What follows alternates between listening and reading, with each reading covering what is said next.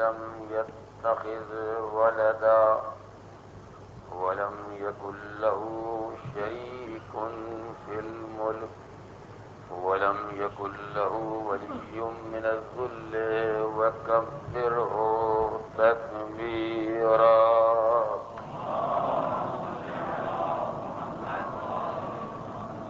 والصلاة والسلام والتحية والإكرام على الرسول النبي الأمي الذي أرسله بالحق بشيرا ونذيرا وداعيا إلى الله بإذنه وسراجا منيرا سيدنا ومولانا أبي القاسم محمد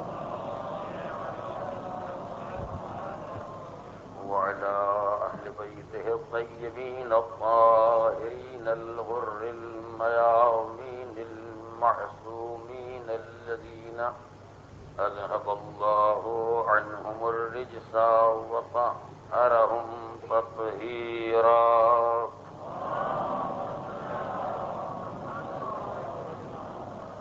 أما بعد فقد قال الله الحكيم في كتابه الكريم بسم الله الرحمن الرحيم لقد أرسلنا رسلنا بالبينات وأنزلنا معهم الكتاب والميزان ليقوم الناس بالقسط وأنزلنا الحديد فيه بأس شديد ومنافع للناس وليعلم الله من ينصره ورسله بالغيب إن الله قوي عزيز.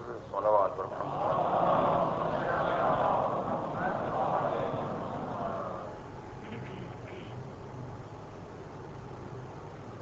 عشر محرم الحرام کی 7ویں شب ہے. عنوان بیان توازن فکر و عمل.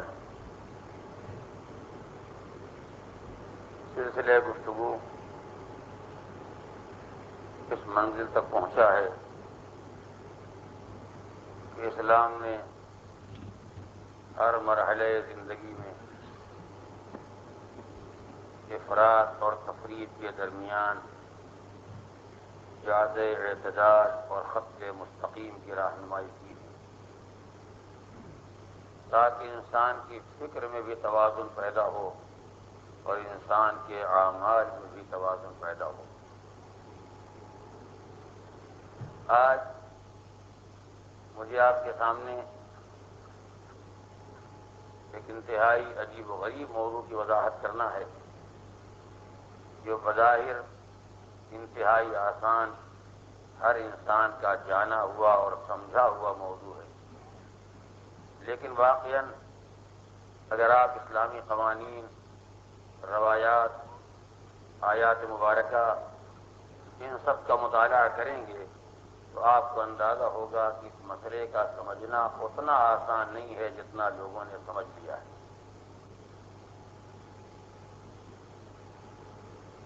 ہمارے سامنے دو چیزیں ہیں، ایک کا نام ہے دنیا اور ایک کا نام ہے آخرت.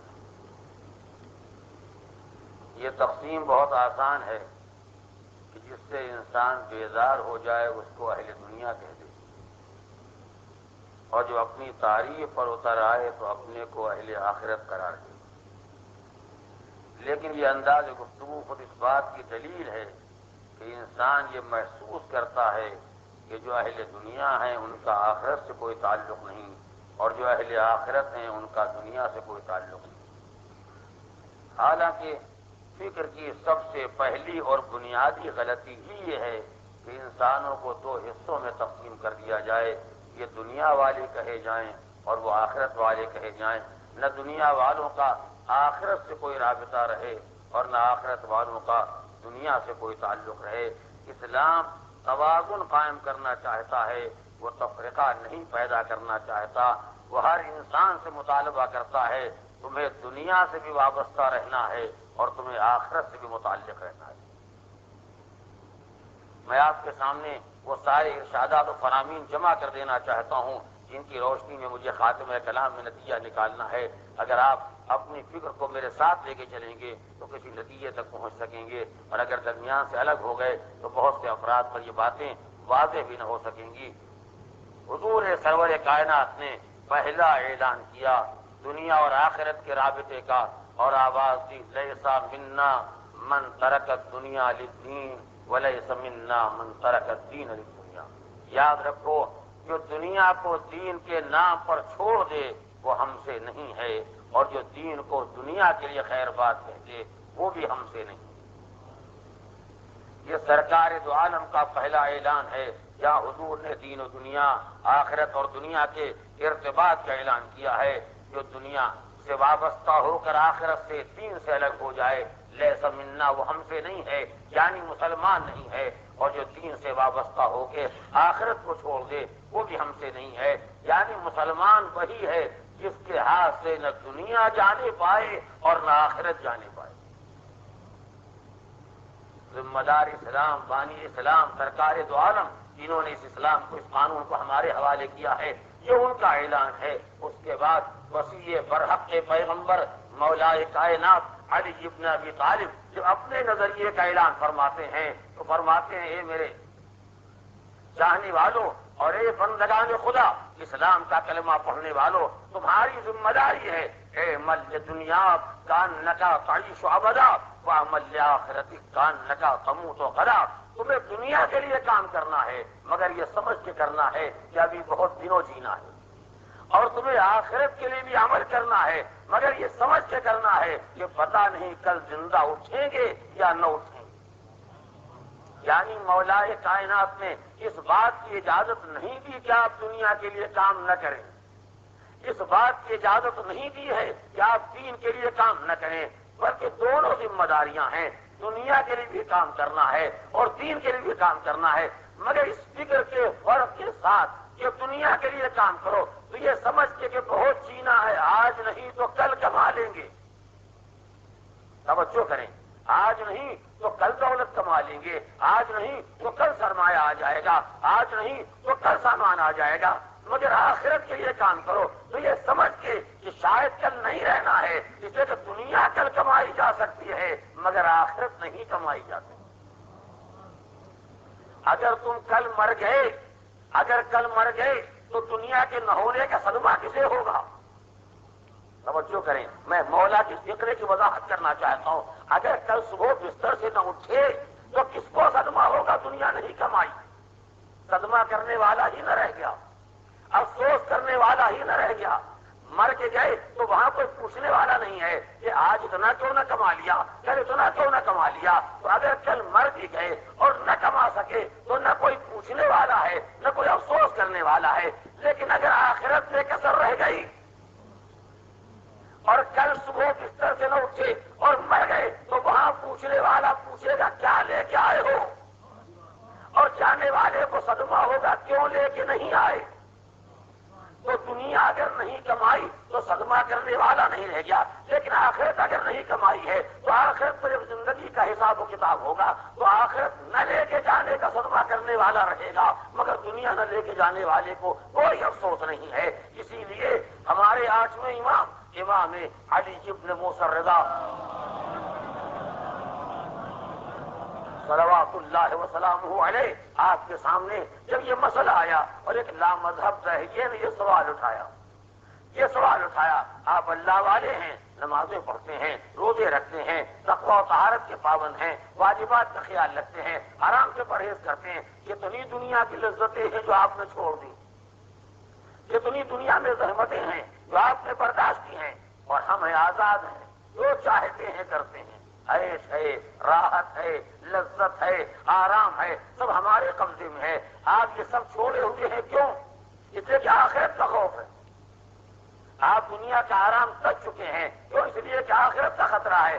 اگر مرنے کے بعد آخرت نہ نکلی،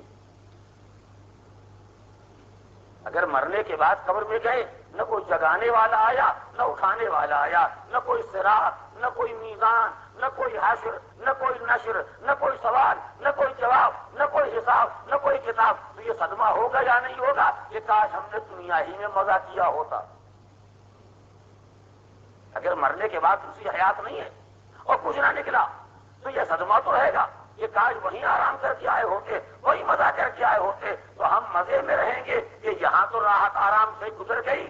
آپ کیا کریں گے؟ یہ صدمہ رہ جائے گا کہ کاش وہیں مزہ کر کے آئے ہوتے، وہی آرام لے کے آئے ہوتے۔ مسکرا کے فرمایا احمق کچھ سوچ کے بات کرنا چاہیے، جب مرنے کے بعد کچھ نہ نکلے گا تو صدمہ کس کو ہوگا؟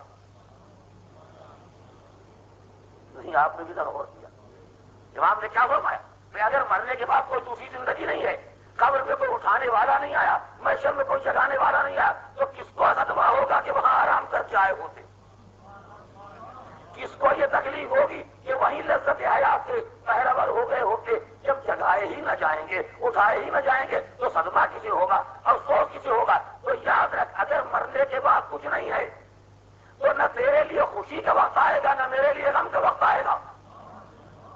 اس لیے کہ اگر جگائے جائیں تو تمہیں خوشی ہوگی، آرام کر کے آئے، ہمیں صدمہ ہوگا کہ ہم تکلیف اٹھا کے آئے۔ لیکن اگر یہ طے ہو جائے کہ محشر نہیں ہے، قیامت نہیں ہے، تو نہ تم جگائے جاؤ گے، نہ ہم اٹھائے جائیں گے، نہ خوشی کرنے والا ہوگا، نہ غم منانے والا ہوگا۔ لیکن اگر مرنے کے بعد کچھ نکل آیا،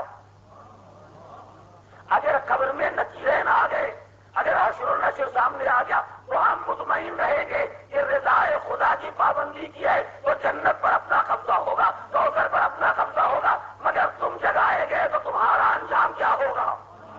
اس طرح پڑے محمد و آل محمد۔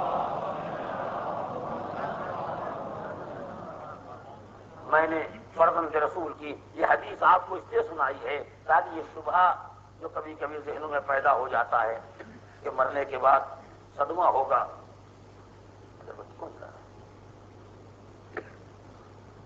صلوات علی محمد والوں کو کہ کاش ہم نے دنیا ہی حاصل کر لی ہوتی، وہی آرام کر لیا ہوتا۔ تو ان نادانوں کو سوچنا چاہیے کسے صدمہ ہوگا؟ جب محشر میں اٹھائے جاؤ گے تبھی تو صدمہ ہوگا، جب قبر میں جگائے جاؤ گے تبھی تو صدمہ ہوگا، اور جب جگائے جاؤ گے افسوس کرنے کے لیے نہیں، حساب دینے کے لیے۔ جب اٹھائے جاؤ گے تو سوال و جواب کے لیے اٹھائے جاؤ گے، تو ہم سے کیا سوال و جواب ہوگا؟ ہم تو واجبات کی پابندی کر کے آئے ہیں، حرام کو چھوڑ کے آئے ہیں، سوال و جواب تو تم سے ہوگا جو نہیں صحیح عقیدہ لے کے گئے، نہ صحیح عمل لے کے گئے۔ توجہ فرمائی آپ نے؟ تو مولا نے فرمایا دنیا کے لیے بھی کام کرو، مگر یہ سمجھ کے کہ بہت جینا ہے، آج نہیں تو کل صحیح، مگر آخرت کے لیے کام کرو تو یہ سمجھ کے کہ گویا کل مر جانا ہے اور اس کے بعد کوئی گنجائش نہیں ہے، حساب تو ہوگا، عمل کی گنجائش نہیں ہوگی۔ مولا کائنات نے نہج البلاغہ میں ارشاد فرمایا دنیا اور آخرت کا فرق سمجھنا چاہتے ہو، لیکن دو لفظ ہیں، انہی کو الٹ دیا۔ ایک شکل کا نام ہے دنیا، دوسری صورت کا نام ہے آخرت۔ دنیا اور آخرت کا فرق پہچاننا چاہتے ہو تو اس ایک لفظ سے پہچانو، الیوم عمل ولا حساب وغدا حساب ولا عمل۔ دنیا اور آخرت کا فرق یہ ہے کہ دنیا میں عمل ہے، حساب نہیں ہے، آخرت میں حساب ہے۔ یا جو چاہو کرو، یہاں کوئی حساب لینے والا نہیں ہے، اور وہاں حساب ہی حساب ہے، پھر عمل کرنے کی کوئی گنجائش نہیں ہے۔ تو جہاں عمل ہی عمل ہو اور حساب نہ ہو اسے دنیا کہا جاتا ہے، اور جہاں حساب ہی حساب ہو عمل نہ ہو اسے آخرت کہا جاتا ہے۔ لہذا انسان کو فکر دنیا بھی رکھنی چاہیے اور فکر آخرت بھی رکھنا چاہیے۔ سرکار دو عالم نے تقویٰ کے بارے میں، زہد کے بارے میں، تقدس کے بارے میں موعظہ فرمایا۔ آپ کے صحابی عثمان ابن مظعون، ان پر حضور کی تبلیغ کا اور تقویٰ تقدس کا اتنا زیادہ اثر ہو گیا کہ زوجہ سے تعلقات ترک کر دیے۔ اب بجائے گھر جانے کے مسجد جائیں، بجائے بچوں سے بات کرنے کے بس خدا ہی سے مناجات، سب ترک کر دیا۔ اس لیے کہ تقویٰ زاہد ہو گئے، مقدس ہو گئے، اللہ والے ہو گئے۔ اور اللہ والے ہونے کے معنی کیا ہے؟ نہ بیوی سے رابطہ، نہ بچوں سے تعلق، نہ گھر بار سے کوئی واسطہ، سب سے الگ ہو گئے، اللہ والے ہو گئے۔ عثمان ابن مظعون کی زوجہ نے آگے سرکار دو عالم سے شکایت کی، حضور کیا یہ آپ ہی کے دین نے سکھایا ہے؟ یہ سرکاری کی تعلیم ہے کہ جو اللہ والے ہیں ان کو بیوی بچوں سے کوئی تعلق نہ رہے، جو اللہ والے ہو جائے وہ گھر چھوڑ کے مسجدوں کو آباد کر لیں۔ آپ نے سکھایا، فرمایا خیر تو ہے کہ میرے زوج اور میرے شوہر کا تو یہی حال ہے، اب وہ تو بات بھی نہیں کرتے، وہ خالی اللہ سے مناجات کرتے ہیں، وہ گھر نہیں آتے ہیں، خالی اللہ کے گھر جاتے ہیں، دنیا چھوڑ دی، گھر بار چھوڑ دیا۔ حضور آپ کے صحابی بھی ہیں اور ان کا یہ حال ہے، سرکار دو عالم نے دوسرے صحابی کو دیا، بلا کے لاؤ، صحابی گیا اور بلا کے لایا، سرکار کی خدمت میں حاضر ہوئے، فرمایا تمہاری زوجہ نے مجھ سے یہ شکایت کی ہے کہ تم نے گھر بار چھوڑ دیا، تم نے روابط اور تعلقات ترک کر دیے، یہ تم نے کیا کیا؟ تم نے میرے دین کے مزاج کو نہیں پہچانا۔ لم یرسل اللہ الرہبانیہ، یاد رکھو پروردگار عالم نے مجھ کو رہبانیت کے ساتھ نہیں بھیجا، مجھے رہبانیت کی تعلیم کر کے دنیا کی تعلیم نہیں دی ہے، بل ارسلنی بالحنفیۃ السمحا، اللہ نے مجھ کو قانون دے کر بھیجا ہے، مگر آسان قانون دے کر بھیجا ہے۔ پروردگار عالم نے مجھے شریعت دے کر بھیجی ہے جو شریعت سمحا ہے، جس میں سہولتیں پائی جاتی ہیں، آسانی پائی جاتی ہے۔ ہماری شریعت کا قانون یہ نہیں ہے کہ آبادی چھوڑ کے پہاڑوں پر چلے جاؤ، ہماری شریعت کا قانون یہ نہیں ہے کہ آبادی چھوڑ کے غاروں میں چلے جاؤ، ہماری شریعت کا قانون یہ نہیں ہے کہ دنیا سے الگ ہو جاؤ۔ ہم چاہتے ہیں دنیا بھی تمہارے ساتھ رہے اور آخرت بھی تمہارے ساتھ رہے۔ آپ نے اتنے فقرات ملاحظہ فرمائے، ہر فقرے میں اس بات کی مذمت کی گئی ہے کہ دنیا لے کے آخرت چھوڑی جائے یا آخرت لے کے دنیا چھوڑی جائے، مگر مسئلہ یہ ہے کہ دونوں کو لیا کیسے جائے۔ جناب بہلول دانا کا نام تو سنا ہی آپ نے، جن کو لوگ مجنون کہتے تھے، دیوانہ کہتے تھے، پاگل کہتے تھے، اور بہلول اس کو بھی خوش ہوتے تھے کہ اگر یہ آج مجھے دیوانہ کہتے ہیں تو کوئی نئی بات تو نہیں ہے، کل ان کی برادری نے پیغمبر کو دیوانہ کہا۔ بے عقل جب صاحبان عقل کی بات نہیں سمجھتے ہیں تو سوائے مجنون کہنے کے اور کیا کہیں گے؟ لہذا بہلول کو دیوانہ کہا گیا۔ راستے میں کھڑے ہوئے ہیں اور ایک بہت بڑی لکڑی کا ٹکڑا پڑا ہوا ہے اور بہلول اس کے قریب کھڑے ہوئے ہیں۔ ادھر سے بادشاہ وقت کی سواری کا گزر ہوا، بادشاہ نے دور سے دیکھا کہ بہلول کبھی اس طرف سے آ کے لکڑی کو اٹھاتے ہیں پھر رکھ دیتے ہیں، ادھر سے جا کے اٹھاتے ہیں پھر رکھ دیتے ہیں، پھر درمیان میں آ کے زور لگاتے ہیں اور لکڑی اٹھتی نہیں ہے، جنبش بھی نہیں تھا۔ بادشاہ نے منظر دیکھا، سبھی نے دیکھا، مگر جو دیوانہ سمجھتے تھے وہ دیوانہ سمجھ کے آگے بڑھنا چاہتے ہیں، مگر حکومت وقت پہچانتی ہے۔ ہمیں نے دیوانہ مشہور کیا ہے تاکہ ان کی باتوں کا اثر نہ ہو۔ سرکار دو عالم کو مجنون اسی لیے کہا گیا تھا تاکہ قوم پر ان کی باتوں کا اثر نہ ہونے پائے، ورنہ ہم تو جانتے ہیں کہ یہ کتنے سمجھدار ہیں، کتنے پڑھے لکھے ہیں۔ سواری قریب آئی، گھوڑا روک دیا، گھوڑے سے اتر پڑا، قریب آیا، بہلول یہ کیا کر رہے ہو، یہ کیا کر رہے ہو؟ جناب بہلول نے کہا جب ہم نے تم سے نہیں پوچھا کہ تم کیا کر رہے ہو، ہم نے تم سے پوچھا کہاں سے آ رہے ہو، کہاں جا رہے ہو، یہ کیا تماشا ہے، یہ کیسی سواری ہے، ہم نے کچھ پوچھا؟ جو ہم نے تم کو نہیں ٹوکا تو تمہیں کہا کہ ہمیں ٹوکے گا؟ جو تمہارا کام ہے وہ تم کر رہے ہو، جو ہمارا کام ہے وہ ہم کر رہے ہیں، مگر حکومت کو یہ احساس ہے کہ ہمارے کام میں بے عقلی ہو سکتی، ان کے کام میں یہ عقلی نہیں ہے۔ کہا وہ تو صحیح ہے، خیر یہ غلطی ہی صحیح کہ ہم نے پوچھ لیا، مگر اب پوچھ لیا تو بتا دو یہ کیا کر رہے ہو۔ کہا یہ ایک لکڑی پڑی ہوئی ہے، میں نے اس لکڑی کے بارے میں غور کیا تو میں نے یوں فرض کیا کہ اس کے ایک سرے کا نام میں نے دنیا رکھا اور ایک سرے کا نام میں نے آخرت رکھا۔ جب اسے اٹھاتا ہوں تو یہ سرا اٹھ جاتا ہے، جب اسے اٹھاتا ہوں تو وہ سرا بھی اٹھ جاتا ہے، اور جب بیچ سے دونوں کو ملا کے اٹھانا چاہتا ہوں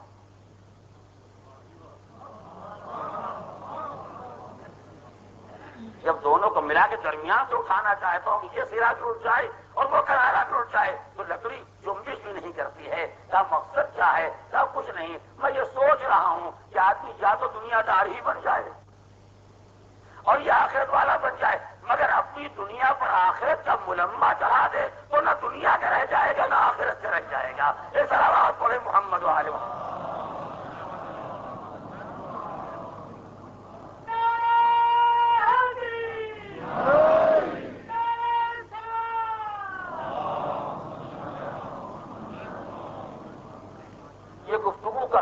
دوسرا رخ ہے، مگر میں ساری باتوں کو جمع کرنا چاہتا ہوں تاکہ آپ اس حقیقت کو پہچانیں۔ تو ایک طرف اسلام کی آواز یہ ہے، نہ دنیا چھوڑی جا سکتی ہے آخرت کے نام پر، نہ آخرت چھوڑی جا سکتی ہے دنیا کے نام پر، یعنی دونوں کو لے کے چلنا ہے۔ اور ایک طرف ایک بندے خدا یہ سمجھا رہا ہے، دونوں کو سنبھالنا چاہو گے تو نہ یہ قبضے میں آئے گا اور نہ وہ قبضے میں آئے گی۔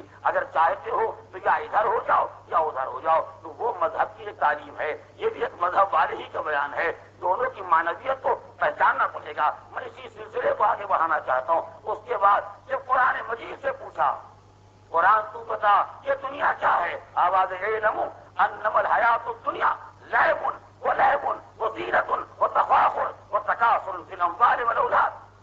یہ حیات دنیا کیا ہے، یہ زندگانی دنیا کیا ہے، کھیل۔ توجہ کریں، زندگانی دنیا کھیل، لعب یہ معنی چیز۔ زندگانی دنیا کیا زینت، زندگانی دنیا کیا تفاخر، آپس میں ایک دوسرے پر فخر کرنا، ہم ان سے اونچے ہیں وہ ہم سے اونچے ہیں۔ آخر میں تکاثر فی الاموال والاولاد، یہ حیات دنیا کا کل خلاصہ یہ ہے کہ سب مرے جا رہے ہیں، ہمارا مال زیادہ ہو جائے، ہماری دولت زیادہ ہو جائے، یہی کل زندگانی دنیا کا محصل ہے۔ ہم دنیا چھوڑ نہیں سکتے آخرت کے نام پر۔ توجہ کریں، ہم دنیا چھوڑ نہیں سکتے آخرت کے نام پر۔ مذہب راضی نہیں ہے، مگر قرآن یہ کہتا ہے حیات دنیا کیا ہے، لعب کھیل، لہو یہ معنی ہے، یہ معنی اعمال جن کی کوئی عقلائی بنیاد نہ ہو، زینت تفاخر آپس میں ایک دوسرے پر فخر کرنا، ایک دوسرے کے مقابلے میں فخر کرنا، اور اموال و اولاد میں کثرت کا مقابلہ۔ اس کے علاوہ یہ دنیا کیا ہے؟ تو اگر دنیا اسی کا نام ہے تو پھر سرکار نے کیوں کہا کہ دنیا چھوڑ کے وہ ہم سے نہیں ہے؟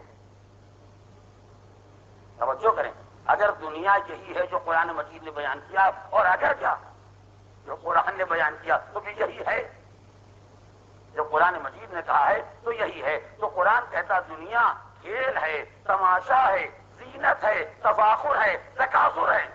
اور حضور فرماتے ہیں جو آخرت کے لیے دنیا چھوڑ دے لیس منا، وہ مسلمان نہیں ہے۔ تو کیا مسلمان کھلاڑی بن جائے، مسلمان تماشائی بن جائے، مسلمان کیا بن جائے کہ یہ دنیا بھی ساتھ رہے اور وہ آخرت بھی ساتھ رہے؟ ان دونوں مسئلوں کو کیسے جمع کیا جائے، یہ ایک مسئلہ ہے۔ توجہ کیا آپ نے؟ اس کے بعد جس علی نے اعلان کیا دنیا کے لیے بھی کام کرو اور آخرت کے لیے بھی کام کرو، دنیا کے لیے یوں کام کرو کبھی بہت رہنا ہے، آخرت کے لیے سمجھ کے کام کرو کہ گویا کل مر جانا ہے۔ جس نے کل یہ کہا تھا کہ دنیا کے لیے کام کرو، دنیا کے لیے عمل کرو، وہ جب دنیا کا تعارف نہج البلاغہ میں کراتے ہیں تو آواز دیتے ہیں پہچانو دنیا کیا ہے، الدنیا غرارۃ غرارہ نافذۃ باردہ اکالۃ غوالہ۔ دنیا کو نہیں پہچانا تم نے، دنیا غرارۃ غرارہ، انتہائی دھوکے باز، انتہائی نقصان دہ، سب کو کھا جانے والی، سب کو ہلاک کر دینے والی، خود مٹ جانے والی، سب کو مٹا دینے والی۔ اور پھر فرمایا دنیا کے لیے کام کرو، دنیا کے لیے عمل کرو۔ تو اگر دنیا اسی کا نام ہے جو ضرار ہے، نقصان پہنچانے والی، غرار دھوکے باز ہے، جو دنیا اکار ہے، لوگوں کو کھا جانے والی ہے، غوال فنا کر دینے والی ہے، خود مٹ جانے والی ہے، لوگوں کو مٹا دینے والی ہے، اگر دنیا اسی کا نام ہے تو اسی دنیا کے لیے کام کریں، اسی دنیا کے لیے عمل کریں، چاہے 100 سال کے لیے کریں، چاہے 1 دن کے لیے کریں۔ یہ دنیا اس قابل ہے کہ اس کے لیے کوئی عمل کریں، یہ دنیا اس لائق ہے کہ سرکار دو عالم فرمائے جو آخرت کے لیے دنیا چھوڑ دے مسلمان نہیں ہے۔ دشواریاں پہچان رہے ہیں آپ؟ قرآن یوں تعارف کرا رہا ہے دنیا کا، لسان اللہ یوں تعارف کرا رہے ہیں دنیا کا، اور اس کے بعد خود ہی فرما رہے ہیں دنیا چھوڑی نہیں جا سکتی آخرت کے نام پر،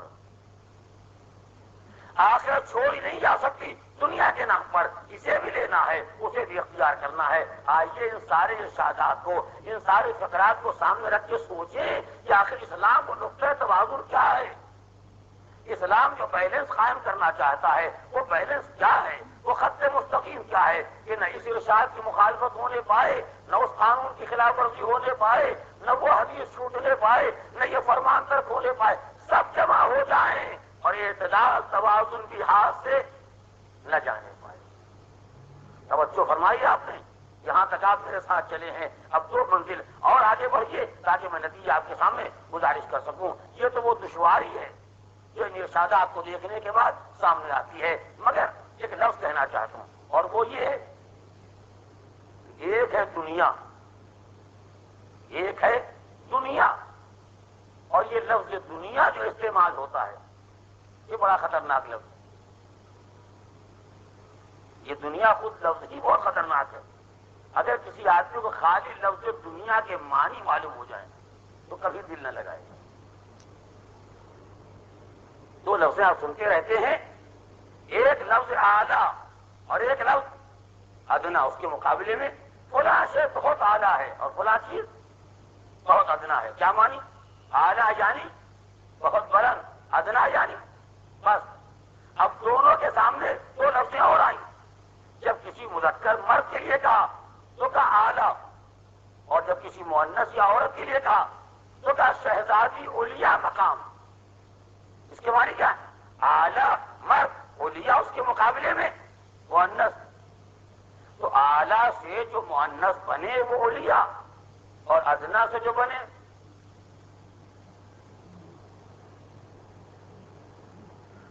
ارے ہاں عرب ملک میں رہتے ہیں، کچھ تو سمجھیے، چاہے قبول کرے یا نہ کرے۔ اور کیا بھی تو جو حیثیت اعلیٰ کے مقابلے میں ادنا کی ہے وہی حیثیت اولیاء کے مقابلے میں دنیا کی ہے۔ جب ہم وہ لفظیں استعمال کرتے ہیں اعلیٰ اور ادنا تو سب دل لگاتے ہیں اعلیٰ سے۔ اب اس کے آگے سمجھانے کی ضرورت نہیں ہے۔ جب ہم یہ لفظیں بولتے ہیں اعلیٰ اور ادنا، اور آپ سے پوچھیں آپ اعلیٰ چاہتے ہیں یا ادنا، تو جواب کیا ہوگا؟ اعلیٰ۔ کوئی ادنا پر راضی نہیں ہے۔ اور جب اولیاء اور دنیا آیا تو اولیاء کو ہی نہیں چاہتا۔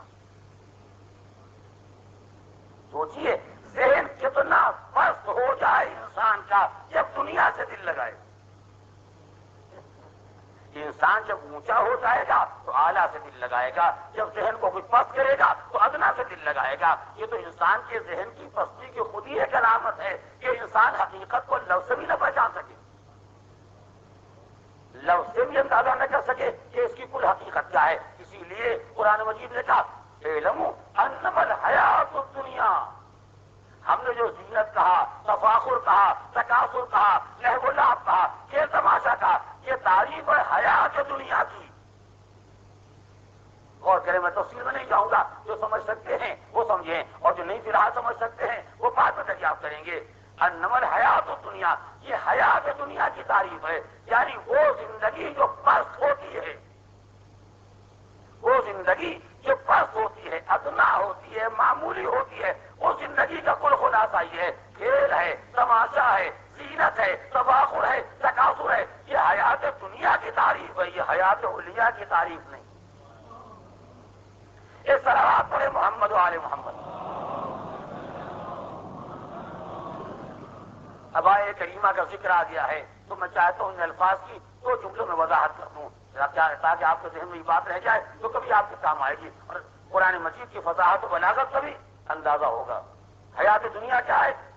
لہو، لعب، زینت، تفاخر، ایک دوسرے کے مقابلے میں فخر کرنا، تکاثر، مال اولاد کا اضافہ، ہم زیادہ مالدار ہو جائیں، ہم زیادہ دولت والے ہو جائیں، یہی دنیا کی زندگانی پر زندگی کا کل محصل یہی ہے۔ بعض علماء نے بڑی حسین بات لکھی، دیکھو لعب کیا ہے؟ تماشا، اور لہو کیا ہے؟ بے مقصد کام، جس کا کوئی عقلائی مقصد نہ ہو، جو انسان کو واقعی مقاصد سے غافل کر دے، اسے لہو کہتے ہیں۔ تو ایک ہے لہو، کھیل تماشا، اور ایک ہے لہو جو بے معنی نہیں ہے مگر بے مقصد ہے۔ اس کے بعد ہے زینت، اس کے بعد ہے باہمی فخر، مباحث، مقابلہ، کمپٹیشن، اس کے بعد آتا ہے تکاثر، مال و دولت کا مقابلہ۔ یہ درجات ہیں۔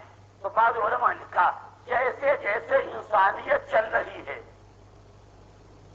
کاش آپ میری بات کو جلدی محسوس کرتے ہیں، جیسے جیسے انسانیت چل رہی ہے ویسے ویسے قرآن بھی ہوشیار کرتا چل رہا ہے۔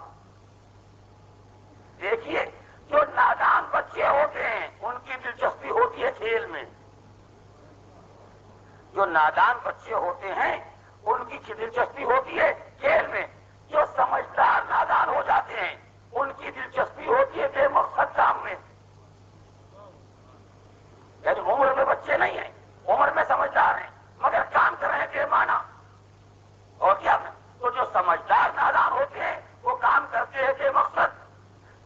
جوانی کے مرحلے پر آ گئے، ان کو ساری فکر ہوتی ہے اپنے بناؤ سنگار زینت سے، چاہے عورتیں ہو چاہے مرد ہو، سب کا ایک ہی حال ہے دور میں۔ ان کی ساری فکر اپنے میک اپ کی ہے، اور ان کی فکر بھی کچھ کم نہیں ہے۔ دفتر میں لیٹ ہو جائے ہو سکتا ہے، مگر بال چھاڑنے میں کوئی کمی نہ رہ جائے۔ اور یہ بھی عجیب بات ہے، سر پر رکھنا ہو تو ایک بوجھا گوارا، فیشن بھی ہے، تہذیب بھی ہے، نہ کثافت نہ گندگی نہ برائی نہ عیب، کوئی خرابی نہیں ہے۔ اور ذرا 4 انچ نیچے آ جائے، ارے سب صفائی کا تقاضا یہ کہ چہرہ صاف ہو، صفائی کا تقاضا ہے کہ سر بھی صاف ہو۔ اگر بالوں میں کوئی کثافت ہے، کوئی گندگی ہے، کوئی عیب ہے، تو یہ ڈھیر جو سر پر لدا ہوا ہے، اس بوجھ کو اٹھا تو صفائی تو ہو جائے۔ وہاں تو حج میں بھی جا کے پوچھتے ہیں کوئی ترکیب ہے بچنے کی؟ غور کیا؟ ایک صفائی ہر ملک میں یاد آتی ہے، ہر جگہ یاد آتی ہے، اور ایک صفائی جہاں فریضہ ہو گیا ہے وہاں بھی ترکیبیں پوچھ رہے ہیں۔ اگر ایک بکرا دے کے، ایک دم دے کے، قربانی دے کے سر کے بال بچائے جا سکیں تو بکرا قربان کر دے مگر بال بچا لے۔ اللہ کے بال آپ کو پسند ہیں، توجہ پر رہیے، جو بال آپ کو پسند ہیں وہ اتنے قیمتی ہو گئے کہ چاہے بکرے کا گلا کا چاہے مگر یہ بال رہ جائیں، اور جو بال خدا اور رسول کو پسند ہیں ان کی صبح شام صفائی کی جائے، اور کسی کو ڈر نہ پیدا ہو، کسی کو تکلیف نہ پیدا ہو کہ قانون خدا کی خلاف ورزی ہو رہی ہے، نبی کو تکلیف ہوگی، ایمان کو تکلیف ہوگی، قانون الہی برباد ہو جائے گا، اس کی فکر نہیں ہے۔ کیوں؟ اس لیے کہ بندے کو اپنی پسند زیادہ عزیز ہے۔ ہاں، میں یاد دہانی کرتا رہتا ہوں، وہ میرا کام ہے، وہ کرتا رہوں گا، جس کا جی چاہے عمل کرے نہ کرے۔ روز قیامت جب میرا اور ان کا سامنا ہوگا تو کم از کم میں یہ کر سکوں گا، پروردگار یہ تیرا قانون تھا، اتنا بڑا مجمع گواہ ہے کہ میں نے پہنچایا، انہوں نے کیا یا نہیں کیا تو جانے اور یہ جانے، یہ میرے بندے نہیں، یہ تیرے بندے ہیں، حساب و کتاب تیرے ہاتھوں میں ہے، میرے ہاتھ میں نہیں ہے۔ میرا کام اپنا فرض ادا کرنا تھا کہ میں نے بتا دوں، جس نے سنت ہے کہ تم کو دھوکہ دیا ہے وہ دھوکے باز ہے۔ سنت کے معنی سنت رسول، طریقہ پیغمبر، نہ سنت کے معنی کی چھوڑ تو کوئی حرج نہیں۔ یہ ایک واجب ہے، ایک فریضہ ہے، ایک ذمہ داری ہے، ہر مومن کو اس کی پابندی کرنا چاہیے۔ تو میں یہ گزارش کر رہا تھا کہ انسان جب دنیا اور آخرت کے توازن کے مرحلے پر آتا ہے تو آپ نے دیکھا جب انسان جوانی کی منزل میں آیا تو ساری فکر ہے زینت کی، آرائش کی، عمر ذرا اور آگے بڑھی تو اب ظاہر کچھ کرنے کے قابل تو نہیں رہ گئے، خالی لیکچر دینے کے لائق رہ گئے، خود تو کچھ کر نہیں سکتے تو ریٹائرمنٹ کے قریب آ گئے، مگر لیکچر اس کی طاقت بڑھ گئی۔ ارے جناب ہم سے کیا مقابلہ کریں گے، ہمارا لڑکا گورنر ہو گیا، ارے لڑکا ہو گیا آپ تو کچھ نہیں ہو گئے۔ اور بعض تو ایسے احمق ہیں جو خود کچھ نہ ہو سکے اور بیوی ہی کچھ ہو گئی تو ہر محفل میں اسی کا ذکر کر رہے ہیں، اپنی نااہلی پر شرم بھی نہ آئی کہ وہ سب کچھ ہو گئی آپ کچھ نہ ہو سکے۔ مگر اب ظاہر بات بھی کچھ کرنے کے لائق نہیں رہ گیا تو سوائے آپس میں مقابلہ تفاخر ایک دوسرے پر فخر کرنے کے اور کیا رہ گیا۔ اور اس کے بعد جب انسان اس سے بھی گیا گزرا ہو جاتا ہے تو سوائے حسرتوں اور تمناؤں کے کچھ نہیں رہ جاتا۔ کتنی دولت ہے سب ہمارے گھر آ جائے، کتنا مال ہے سب ہمارے گھر آ جائے، تو انسان عمر کی منزلیں جیسے جیسے طے کرتا ہے ویسے ویسے اس کی دلچسپیاں بدلتی ہیں۔ بچہ ہوتا ہے تو کھیل میں دلچسپی رکھتا ہے، آگے بڑھ جاتا ہے تو پیمانہ کاموں میں دلچسپی رکھتا ہے، اور آگے بڑھ جاتا ہے تو زینت میں دلچسپی رکھتا ہے، اور آگے بڑھ جاتا ہے تو کم چیزوں میں دلچسپی رکھتا ہے، اور آگے بڑھتا ہے تو کثرت چاہتا ہے، اضافہ و زیادتی چاہتا ہے۔ قرآن مجید نے کہا یہ سب حیات دنیا کی نشانیاں ہیں، یہ سب کمزور اور معمولی زندگی کی علامتیں ہیں۔ جب زندگی بلند اور عالی ہو جائے گی تو نہ لہو نہ لاپ نہ زینت نہ تفاخر، سب مقاصد اتنے بلند ہو جائیں گے کہ ان میں کوئی نقطہ نگاہ کے سامنے نہ رہ جائے گا۔ یہ سلامات پڑے محمد و آل محمد۔ عزیزان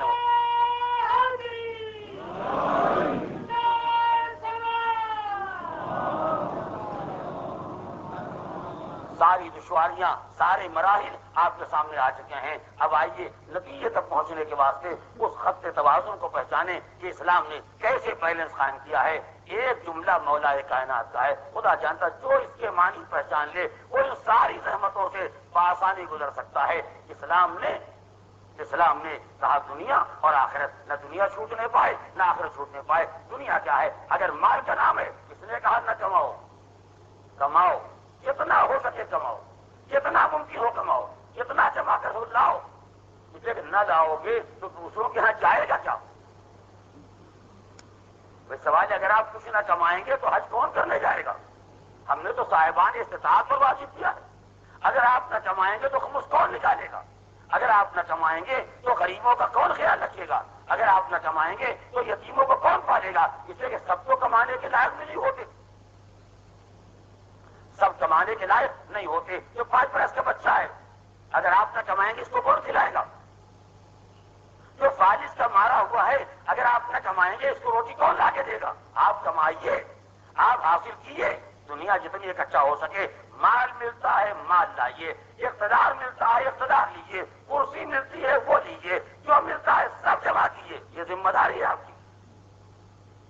ہم ایسے اہل آخرت نہیں ہے کہ کرسیوں پر آپ بیٹھے ہم تماشا دیکھیں، سب پر آپ کا قبضہ ہو جائے، ہاتھ جوڑے سامنے کھڑے ہیں، صلی اللہ سبحانی، آپ کا ارشاد گرامی کیا ہے؟ نہیں، آپ ہی اپنی دنیا کمائیے، آپ ہی اپنی دنیا حاصل کیے، آپ ہی سب کو اپنے قبضے میں لیجیے، یہ سب کی ذمہ داری ہے۔ توجہ کریں، یہ ایک رخ ہے، اور آخرت بھی نہ جانے پائے۔ اور فکر سنیے، جہاں جہاں دنیا کی مذمت کی گئی، اس سے دل نہ لگاؤ، یہ بڑی دھوکے باز ہے، یہ بڑی نقصان دہ ہے، اس میں بڑے خطرات پائے جاتے ہیں۔ انسانوں نے دیکھا کہ اس کا مطلب یہ ہے کہ اسلام زہد، روحانیت، خشک زندگی، دنیا سے الگ بالکل کہیں اور جا کے مسئلے کا حکم دیتا ہے۔ لوگ سمجھے زہد کے معنی یہ ہے کہ پیسہ نہ ہو، توجہ، زہد کے معنی یہ ہے کہ کرسی نہ ہو، تقویٰ تقدس کے معنی یہ ہے فقیر رہیں، پھٹا کپڑا رہے، بھیک مانگتے رہیں، ذلیل رہیں، حقیر رہیں، ہر ایک کے سامنے ہاتھ جوڑے کھڑے رہیں، ہم زاہد ہیں، متقی ہیں، پرہیزگار ہیں۔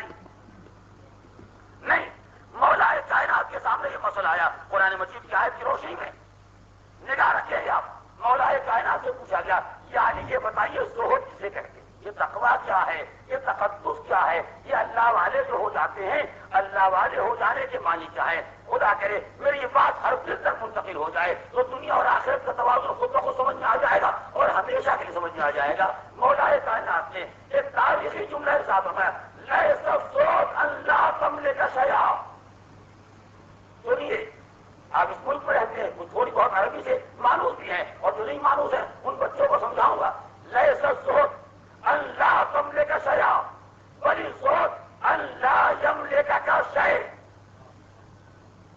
یاد رکھو، زہد یہ نہیں ہے، تقویٰ یہ نہیں ہے، تقدس یہ نہیں ہے کہ تم کسی چیز کے مالک نہ بنو۔ عزیزوں متوجہ ہے میں کیا کر رہا ہوں؟ تقویٰ تقدس یہ نہیں ہے کہ تم کسی چیز کے مالک نہ بنو، زہد و تقویٰ یہ ہے کہ کوئی چیز تمہاری مالک نہ بننے پائے۔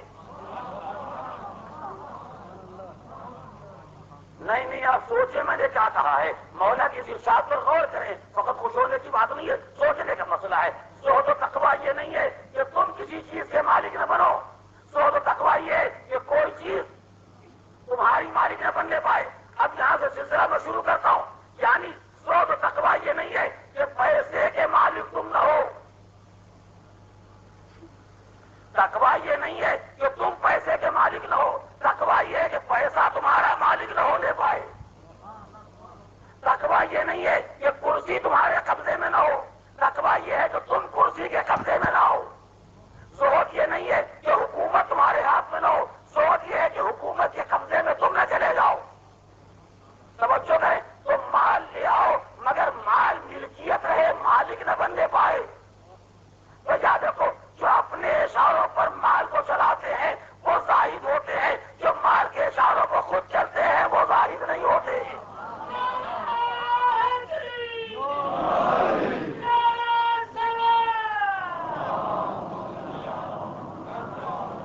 جو اپنے اشاروں پر کرسی، اقتدار، حکومت کو چلاتے ہیں وہ زاہد ہوتے ہیں، جو کرسی کے اشاروں پر چلتے ہیں وہ زاہد نہیں ہوتے۔ جدھر کرسی موڑ کے ادھر چلے جائیں، جدھر کرسی کا تقاضا ہو ادھر چلے جائیں، نہیں، آپ کا خط ایک راستہ معین ہے تو آپ صاحب اختیار بنے، سب آپ کے ہاتھ میں رہے، مگر اس امتیاز کے ساتھ آپ مالک رہیں، مملوک نہ بننے پائیں۔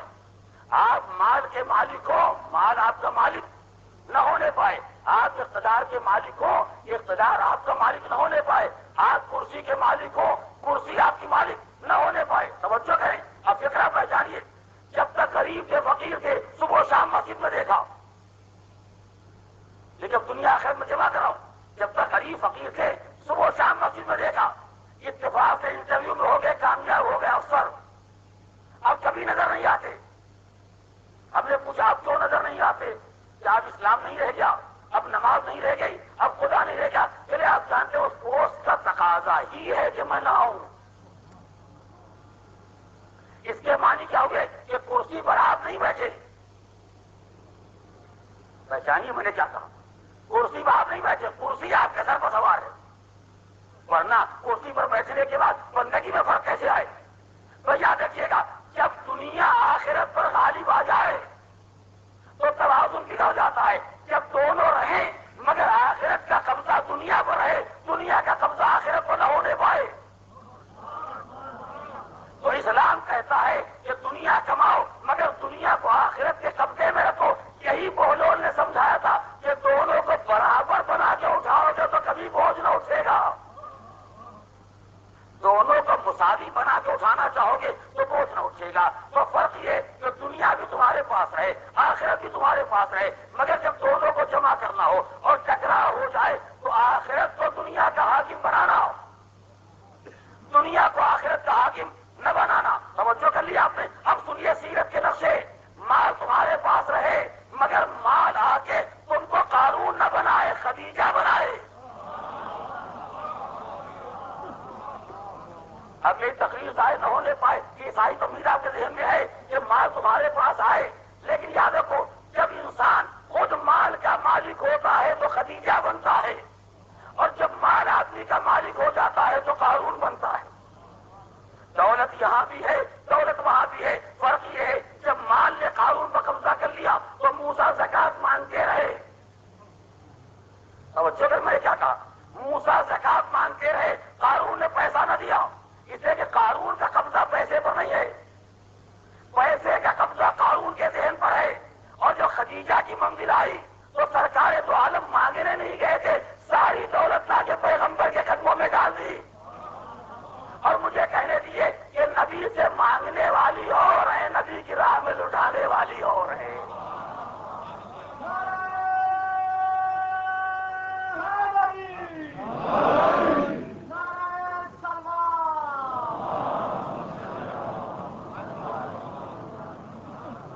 مال پر تمہارا اختیار رہے، تمہارا اختیار مال کے ہاتھوں میں نہ جانے پائے. اب ذکر آ گیا جناب خدیجہ کا. ایک جملہ تاریخ کا سنانا چاہتا ہوں.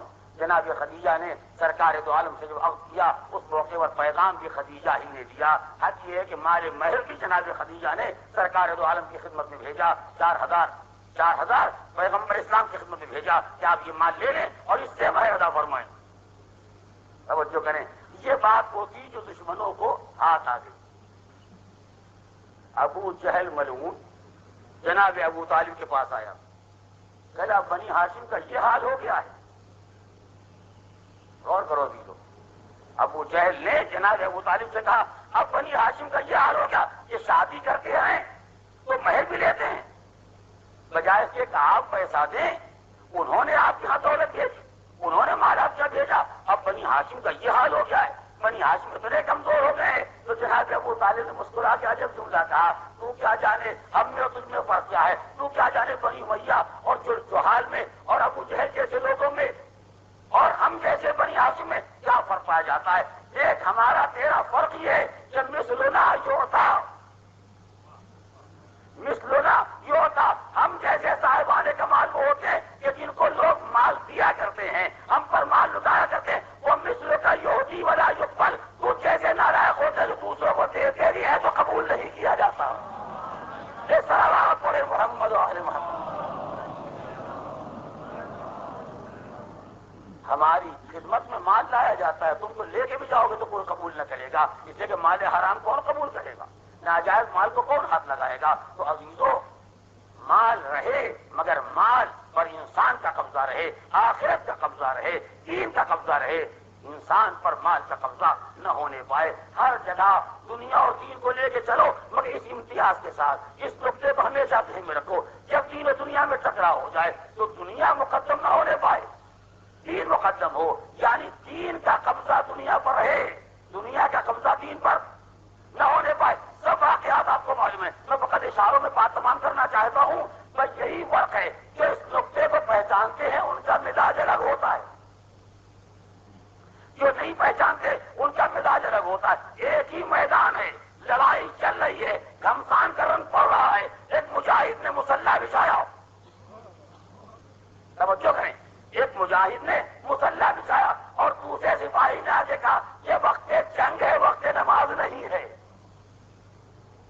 یہ وقت جنگ ہے، وقت نماز نہیں ہے. مولا نے جو فرمایا وہ آپ سنتے ہی رہتے ہیں. میں اس لفظ کی تشریح کرنا چاہتا ہوں، آپ پہچانیے یہ کیا کہنا چاہتے ہیں اور وہ کیا کہہ رہے ہیں. یہ وقت جنگ ہے، مسلح کیوں بچھایا؟ مولا نے کیا فرمایا؟ انما نقاتل وللصلاۃ، ہمارا جہاد اور ہماری لڑائی اسی نماز کے لیے ہے. یعنی تم نے چاہا تھا کہ جنگ کا قبضہ نماز پر ہو جائے، توجہ کریں، تم نے چاہا کہ جنگ کا قبضہ نماز پر ہو جائے. ہم بتانا چاہتے جنگ رہے گی مگر نماز کا قبضہ جنگ پر رہے گا، جنگ کا قبضہ نماز پر نہیں ہوگا. اس لیے کہ نماز علامت ہے عبادت کی، جنگ علامت ہے سیاست کی. جب عبادت کے قبضے میں سیاست رہے گی تو اسلام رہے گا، جب سیاست کے قبضے میں عبادت چلی جائے گی تو کفر آ جائے گا. ایک آواز کرے محمد والا.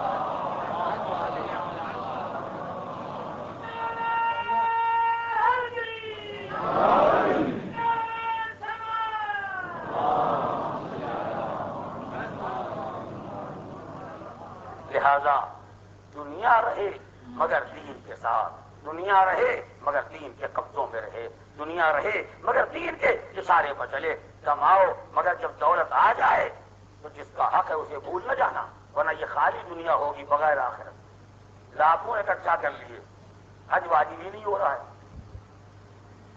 جن کے پاس 4000 تھا ان پر واجب ہو گیا، چلے بھی گئے چلے بھی آئے. جن کا پیٹ بھرا ہوا ہے ان پر نہیں واجب ہوتا. یہ وہ ہے جو اہل دنیا ہے جن کا آخرت سے کوئی تعلق نہیں ہے. اتنا کمایا، ہر سال کمایا، بینک پہ ذخیرہ بڑھتا جا رہا ہے، وہ مجھے پیسہ نہیں نکالا. یہ کون ہے؟ یہ وہ اہل دنیا ہیں کہ جن کا آخرت سے کوئی تعلق نہیں ہے، مگر وہ دنیا اور آخرت کے توازن قائم کرنے والے وہ ہوتے ہیں. کمایا لاکھ، جب وقت آیا 20,000 نکال دیا. دنیا بھی ہے آخرت بھی. کمایا پیسہ اکٹھا کیا، جب وقت آیا حج واجب ہو گیا، مکہ مکرمہ چلے گئے. وہ دنیا بھی ہے، یہ دین بھی ہے. تو جو فرائض ہیں، صاحب اقتدار ہو تو صاحب اقتدار بنو، کوئی منع نہیں کرتا ہے، مگر آخرت نہ جانے پائے. اسی لیے علی ابن یقین نے جب امام موسیٰ بن جعفر علیہ الصلوۃ والسلام گزارش کی کہ ہارون مجھے ولی عہد بنانا چاہتا ہے، وزیر اعظم بنانا چاہتا ہے، آپ کا کیا ارشاد ہے؟ میں چلا جاؤں؟ اس لیے یہ تو ظالم، یہ صاحب اختیار واقع نہیں ہے، یہ حق اقتدار نہیں رکھتا ہے. آپ اجازت دیتے ہیں میں چلا جاؤں اس کی ملازمت کے واسطے، وزارت کے واسطے؟ فرمایا جاؤ مگر 2 باتوں کا خیال رکھنا، اور آپ سب خیال رکھیں. جاؤ جاؤ وزارت اختیار کرو، عہدہ لے لو، مگر 2 باتوں کا خیال رکھنا. اگر کوئی حرام کام کرنا پڑے تو خبردار نہ کرنا، اور کریں اگر کوئی ناجائز کام کرنا پڑے تو خبردار نہ کرنا، اور کوئی ضرورت مند صاحب ایمان آ جائے تو اس کے کام ضرور آنا. اگر مومن کے کام نہ آئے، اگر حرام کام کرنا پڑا تو یہ نوکری حرام ہو جائے گی، یہ عہدہ ناجائز ہو جائے گا. مگر مومن کے کام آتے رہو اور دین کے پابند رہو تو جاؤ عہدہ لے لو، کوئی حرج نہیں ہے. اب آپ نے دین و دنیا کا اجتماع پہچانا، وہ کرسی حرام ہو جاتی ہے جو حرام پر آمادہ کر دے، وہ عہدہ ناجائز ہو جاتا ہے جو ایمان کے کام نہ آئے، اور وہ کرسی باعث فخر بن جاتی ہے کہ جہاں دین بھی سلامت رہ جائے، صاحبان دین کی خدمت بھی ہو جائے. یہ صلوات پڑھے محمد علیہ. یہ ہے دین و دنیا کا وہ اجتماع کہ جہاں مقصد آخرت ہے، وسیلہ دنیا ہے. بس اس رشتے کو یاد رکھیے گا، بہترین دنیا وہ ہے جو آخرت کا ذریعہ بنے، اور بہترین آخرت وہ ہے جو اسی دنیا کے ذریعے حاصل کی جائے۔ آخرت بستر بسو کے حاصل نہیں ہوتی، بیکار ہو کے، بے مقصد ہو کے، پہاڑوں پر جا کے، غاروں میں چھپ کے نہیں۔ آخرت اسی دنیا سے حاصل کرو، یہی مال لٹاؤ، آخرت حاصل کرو، یہی اقتدار راہ حق میں لگاؤ، آخرت حاصل کرو۔ تو بہترین آخرت وہ ہے جو اسی دنیا سے ملے، اور بہترین دنیا وہ ہے جو آخرت کے کام آ جائے۔ تو دنیا بھی رہے، آخرت بھی رہے، مگر اس امتیاز کے ساتھ کہ وسیلہ بناؤ دنیا کو، مقصد بناؤ آخرت کو۔ بس جب تک آخرت مقصد رہے، دنیا وسیلہ رہے، یہ بہترین دنیا ہے اور وہ بہترین آخرت ہے۔ اور جب ان دونوں میں ٹکراؤ پیدا ہو جائے اور انسان صحیح فیصلہ نہ کر سکے تو نہ دنیا کسی کام آنے والی ہے، نہ آخرت کسی کام آنے والی ہے۔ عزیزو، مال عزیز ہے، اولاد عزیز ہے، کرسی عزیز ہے، دنیا کی زینت اور آرائش سب عزیز ہیں، لیکن آخرت کا وسیلہ بن کے، آخرت کا ذریعہ بن کے، یہی اللہ والوں نے سکھایا ہے۔ صاحبان مال تھے، صاحبان دولت تھے، اگر صاحبان مال نہیں تھے تو مولا کائنات نے جو 1000 غلام آزاد کیے، کیا یہ مفت مل رہے تھے؟ اگر پیسہ نہیں کمایا تھا، محنت نہیں کی تھی، مال نہیں آیا تھا تو خریدے کہاں سے؟ اور خریدے نہیں تو آزاد کیسے کیے؟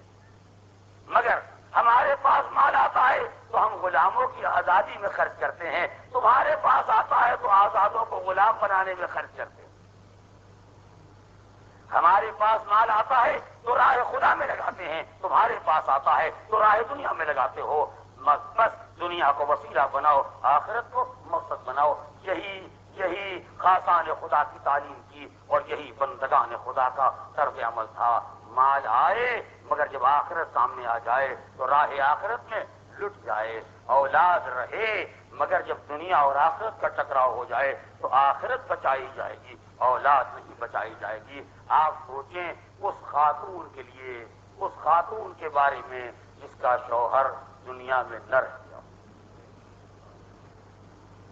عزیزان محترم، ایک بڑا نفسیاتی مسئلہ ہے اور میرے سننے والی ماں بہنیں اس نقطے کو آپ سے بہتر پہچانیں گی، اور وہ یہ ہے کہ جب تک کسی خاتون کا شوہر زندہ رہتا ہے وہ لاز صاحب اولاد ہو جائے، محبت بڑھتی رہتی۔ محبت کا ایک رخ شوہر کی طرف ہوتا ہے، محبت کا ایک رخ اولاد کی طرف ہوتا ہے، لیکن اگر شوہر دنیا میں نہ رہ جائے تو اولاد بھی محبت کا مرکز بن جاتی ہے۔ کیوں؟ اس لیے کہ مرحوم شوہر کی نشانی بھی یہی ہے اور مستقبل میں زندگانی کا سہارا بھی یہی۔ جب تک شوہر زندہ رہتا شوہر زوجہ کے لیے سہارا ہوتا ہے، لیکن اگر شوہر نہ رہ جائے تو یہی بیٹا ہے، یہی مستقبل کی زندگی کا سہارا ہے، یہی بیٹا ہے جو مرحوم شوہر کی نشانی اور اس کی یادگار ہے۔ مگر ایسی خاتون کے سامنے ایسا بیٹا رہے، اگر آخرت کا مرحلہ سامنے آ جائے تو ایسی ماں ایسے بیٹے سے کہے گی بیٹا جاؤ قربان ہو جاؤ، بیٹا جاؤ قربان ہو جاؤ۔ اس لیے کہ اولاد کو بچا کے آخرت چھوڑ دی جائے یہ نہیں ہو سکتا۔ اولاد وہی ہے جو راہ آخرت میں کام آئے۔ لہذا جب دیکھا اس سے مدار دین خطرے میں پڑا ہوا ہے، جب دیکھا دین الہی اور محافظ دین نرغ عادا میں گرتا جا رہا ہے، تو ایسی ماں جس کا شوہر دنیا سے جا چکا ہے، جس کے لیے اولاد زندگی کا سہارا بھی ہے، شوہر کی یادگار اور نشانی بھی ہے، وہ ماں بھی اپنے لال سے کہتی بیٹا کل جب قربانی کا وقت آئے تو خبردار دیکھو لیلا کا لال نہ جانے پائے، شہزادی کے گود کے بالے نہ جانے پائے، پہلے تم قربان ہو جانا ورنہ میں بیویوں کو منہ دکھانے کے لائق نہ رہ جاؤں گی۔ آقا کی خدمت میں جانا اور قربان ہو جانا، اور یہی رات کی وہ قیامت کی رات جب حسین اپنے اصحاب و انصار کو جمع کیے ہوئے یہ سمجھا رہے تھے بس آج کی رات درمیان ہے، کل صبح آنے والی ہے تو قربانی کا دن آنے والا ہے، یہ آنے والی صبح قربانی کا پیغام لے کر آ رہی ہے، کل سب قربان ہوں گے، حبیب، زہیر، مسلم، قریر، عابد، شوذب، غلام، آزاد سب راہ خدا میں قربان ہونے والے ہیں۔ یہاں تک کہ سلسلہ کلام آگے بڑھا، عباس، علی اکبر، اون محمد سب راہ خدا میں قربان ہونے والے ہیں۔ تو مولا نے یہ آواز بلند کی، یہ فقرے سب نے سنے، مگر ایک کمسن شہزادہ یہ فقرے سن کے ایسا بے چین ہوا کہ آیا اور خیمے کے گوشے میں بیٹھ گیا اور بیٹھ کے زار و قطار ہونا شروع کیا۔ ماں نے پوچھا بیٹا رونے کا کیا سبب ہے؟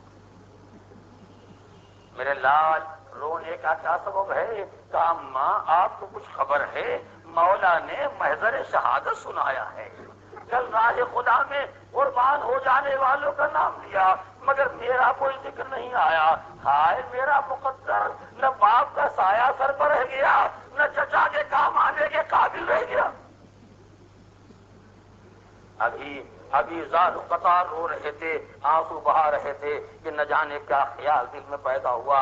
ایک مرتبہ ہاتھ بازو کی طرف بڑھے، تعویذ کھولا، کھولنے کے بعد اس کو دیکھا کہ باپ نے بیٹے کو وصیت کی، بنی قاسم میرے لال قاسم ادرک امت الحسین، بیٹا دیکھو تمہارے چچا پر کوئی وقت پہنچائے تو اپنے چچا کے کام آنا۔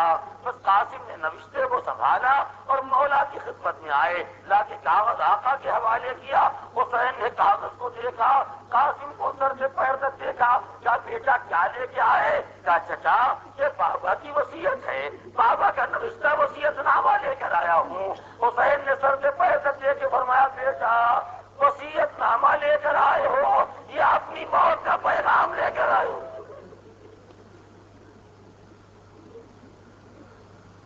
اجرکم اللہ، خدا آپ کو کسی غم میں نہ رلائے سوائے غم آل محمد کے۔ بس عزیزو اب یہ شہر محرم کی وہ راتیں آ گئی ہیں جن میں آپ کو مصاب ہونا ہے اور مجھے کچھ تفصیلی تذکرہ بحال کرنا ہے اور انشاءاللہ آپ بہت مصاب ہوں گے۔ بیٹا یہ اپنی موت کا پیغام چچا کو سنانے کے لیے آئے ہو؟ میرے لال میں نے ذکر نہیں کیا تھا، ورنہ تم کیا ہو محضر شہادت میں تو علی اصغر کا نام لے۔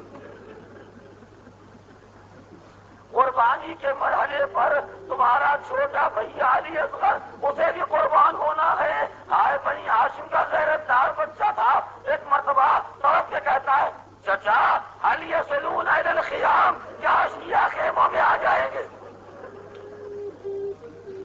کیا اشقیاء خیموں میں آ جائیں گے؟ یہ میرا بھیا علی اصغر کیسے شہید ہو جائے گا؟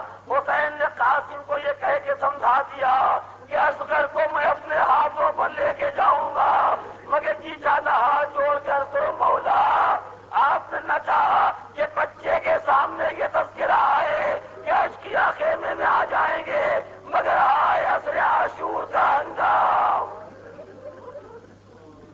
آپ کی شہادت کے بعد جرانہ عدو گیا دبانا ہوئے داخل، ارے گھر فاطمہ کا ہو گیا بازار۔ حسین ہائے وہ مظلومیت کی منزل۔ حسین نے یہ پیغام سنایا اور پوچھا بیٹا اچھا یہ تو بتاؤ کہ موت تمہاری نگاہ میں کیسی ہے؟ کیف الموت عندک، میرے قاسم موت تمہاری نگاہ میں کیسی ہے؟ عرض کرتے چچا الموت عندی احلی من العسل، موت میری نگاہ میں شہد سے زیادہ شیریں ہے، موت میرے لیے شہد سے زیادہ شیریں ہے۔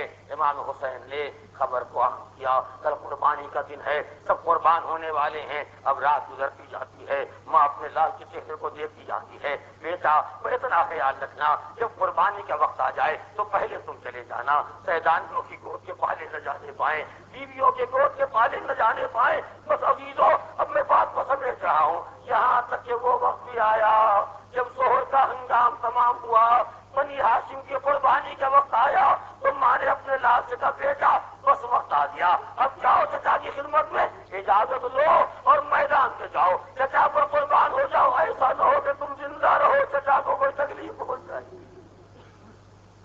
بس عزیزو میں نے اسی موقع کے لیے آپ کو اتنی زحمت دی ہے، پر آپ متوجہ ہیں تو انشاءاللہ بہت روئیں گے۔ عجب منزل ہے، خاص طریقے سے اولاد والے اور میری بہنیں وہ بھی متوجہ رہے، کہاں ایسی ماں دیکھی، کہاں ایسا بیٹا دیکھا، کہاں ایسے کمسین شہزادے دیکھے جن کے اندر قربانی کا یہ حوصلہ پایا جاتا ہو۔ حسین کے سامنے بھتیجا آیا، قاسم آئے، آقا کے سامنے ہاتھ جوڑ کے کھڑے ہوئے، بیٹا خیر تو ہے؟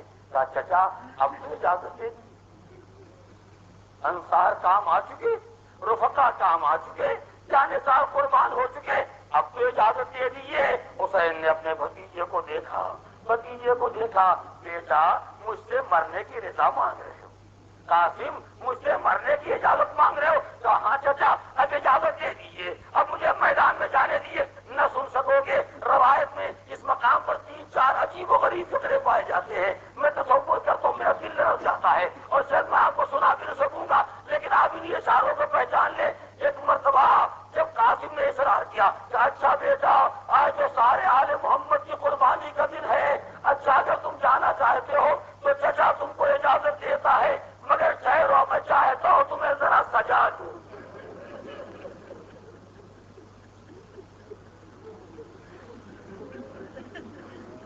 میں تجھے آراستہ کروں، میں تمہیں تیار کروں گا، اس کے بعد میدان میں بھیجوں گا۔ میں نے مقاتل میں یہ فقرات دیکھے اور بعض علماء نے اس کی وصراحت کی کہ یہ بات شہدائے کربلا میں کسی کے بارے میں نہیں پائی جاتی، یہ بات قاسم کے بارے میں پائی جاتی ہے۔ حسین نے خصوصیت کے ساتھ خاص طریقے سے قاسم کو سجایا، آراستہ کیا، مگر سجانے اور آراستہ کرنے کے معنی آپ جانتے ہیں اولاد والوں۔ حسین نے خاص طریقے سے قاسم کو نیا لباس پہنایا۔ نئے لباس کے معنی یہ نہ سمجھیے گا کہ نیا کپڑا لائے، نئے انداز سے قاسم کو لباس پہنایا، اور جب قاسم کو لباس پہنا دیا تو خود غور سے دیکھا اور دیکھنے کے بعد بھی گریبان کو چاٹ کر دیا۔ مورخ کربلا کہتا قاسم جو خیمے سے باہر آئے تو پوری فوج پر ایک رعب طاری ہو گیا کہ یہ بچہ تو کفن پہن کے آیا ہے، اس سے مقابلہ کرنا آسان نہیں ہے۔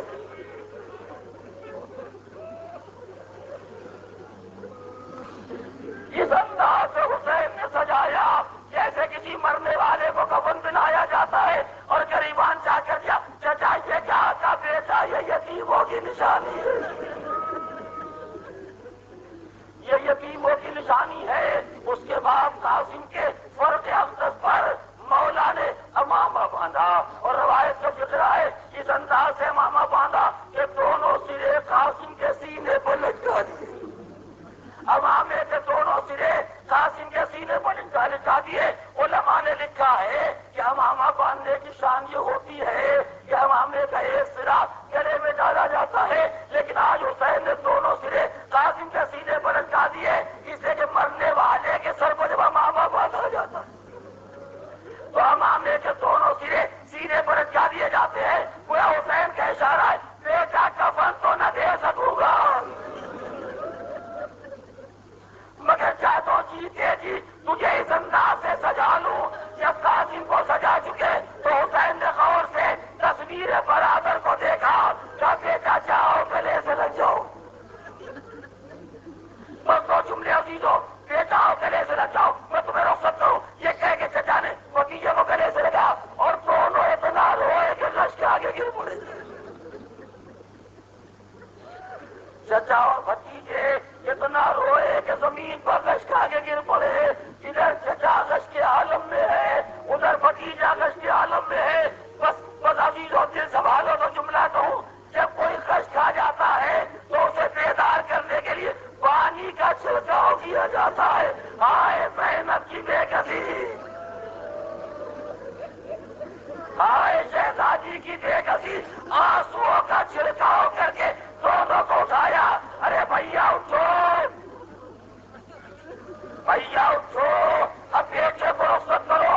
حسین نے بازو تھام کے قاسم کو گھوڑے پر بٹھایا، کہا جاؤ بیٹا خدا حافظ، جاؤ بیٹا خدا حافظ۔ بس آخری جملہ، قاسم میدان میں آئے، جہاد کرتے رہے، جہاد کرتے کرتے جب زخموں سے دور ہو کے گھوڑے سے گرنے لگے تو آواز دیا عمار ادرکنی، چچا بھتیجے کی خبر لیجیے۔ روایت میں حسین اس تیزی سے چلے جیسے بعد شکاریت میں شکار پر جاتا ہے۔ اولاد والوں جملہ سن لو، بہت رو گے۔ حسین تیزی سے مقتل کی طرف چلے، اب جو آگے بڑھے تو کیا دیکھا، یہ قاسم کے سرانے قاتل تلوار لیے بیٹھا ہے اور گلا کاٹنا چاہتا ہے۔ وہ کہا بیٹا گھبرانا نہیں، میں آ گیا،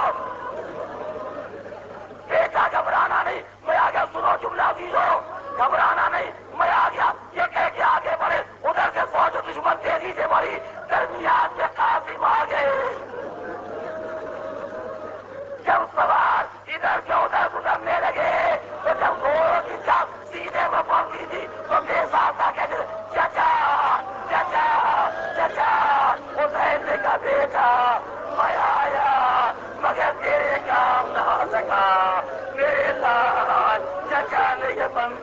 اپنی آنکھوں سے دیکھا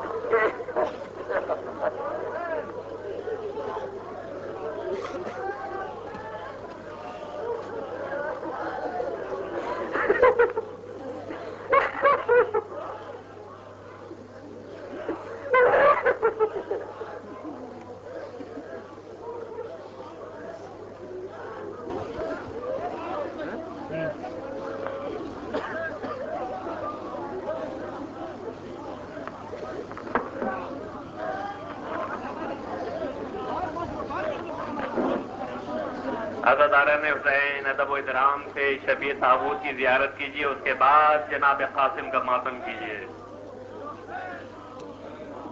یا حسین یا حسین یا حسین یا حسین یا حسین